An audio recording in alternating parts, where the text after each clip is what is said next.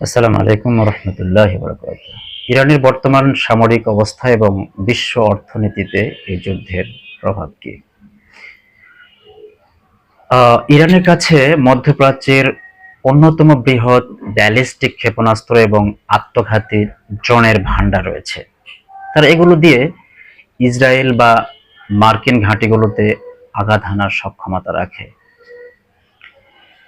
এছাড়া লেবাননের হিজবুল্লাহ, ইয়েমেনের হুথি এবং ইরাকি মিলিশিয়াদের মাধ্যমে ইরান সরাসরি যুদ্ধের বাইরেও আঞ্চলিক অস্থিরতা তৈরি করছে।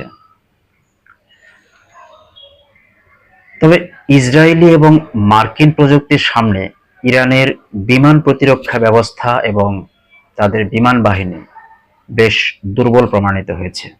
বিশেষ করে তাদের গুরুত্বপূর্ণ যে স্থাপনাগুলো রয়েছে সেগুলো এখন সরাসরি আক্রমণের ঝুঁকিতে রয়েছে।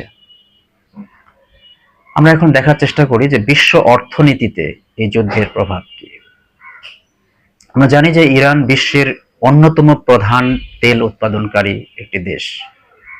এই যুদ্ধ তীব্র হলে এবং পারস্য উপসাগরের হরমুজ প্রণালী বন্ধ হয়ে গেলে বিশ্ববাজারে তেলের দাম আকাশচুম্বী হতে পারে, যেটি সরাসরি মুদ্রাস্ফীতি বাড়াবে। লোহিত সাগর এবং পারস্য উপসাগরীয় অঞ্চলে পণ্যবাহী জাহাজের উপর হামলার কারণে আন্তর্জাতিক বাণিজ্যে বীমা খরচ এবং সময় দুটি ইতোমধ্যে বেড়ে গেছে। মধ্যপ্রাচ্যের এই উত্তপ্ত পরিস্থিতির কারণে বিশ্বজুড়ে শেয়ার বাজারে অস্থিরতা বিরাজ করছে। বিনিয়োগকারীরা নিরাপদ বিনিয়োগের দিকে ঝুঁকে পড়েছেন। তাহলে ইরান কি যুদ্ধের চাপ কমাতে হরমুজ প্রণালী বন্ধ করার মতো কোনো পদক্ষেপ নিতে পারে, নাকি তারা কূটনৈতিক সমঝোতার পথে হাঁটবে? এটি কিন্তু একটি গুরুত্বপূর্ণ প্রশ্ন এবং এটির উপরে অনেক কিছু নির্ভর করছে।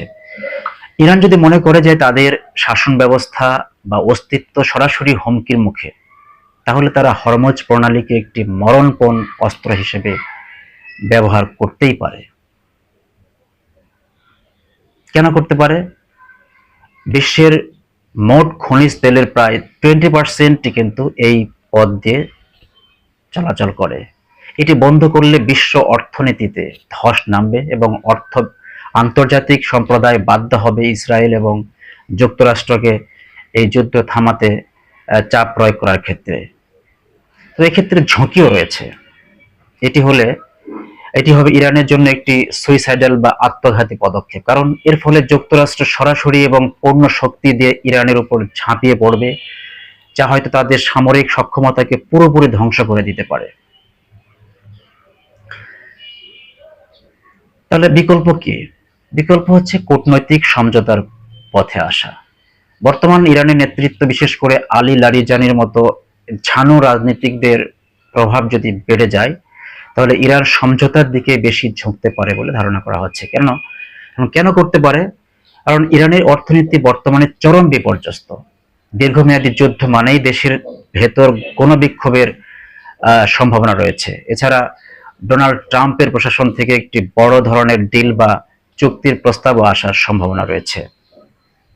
সেক্ষেত্রে অনেকগুলো শর্ত থাকতে পারে, যেমন ইরান হয়তো তাদের পরমাণু কর্মসূচি এবং ক্ষেপণাস্ত্র সক্ষমতার উপর আরো কঠোর সীমাবদ্ধতা মেনে নিয়ে নিজেদের অর্থনীতিকে বাঁচানোর চেষ্টা করবে। এই শর্ত ইরানকে হয়তো মেনে নিতে হবে, এছাড়া কোনো উপায় থাকবে না।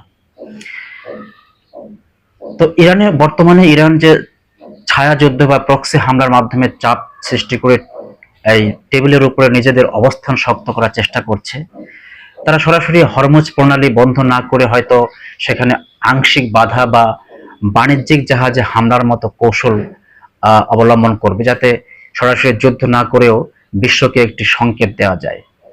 এভাবে হয়তো ইরান সামনে এগোবে। আসসালামু আলাইকুম ওয়া রাহমাতুল্লাহ।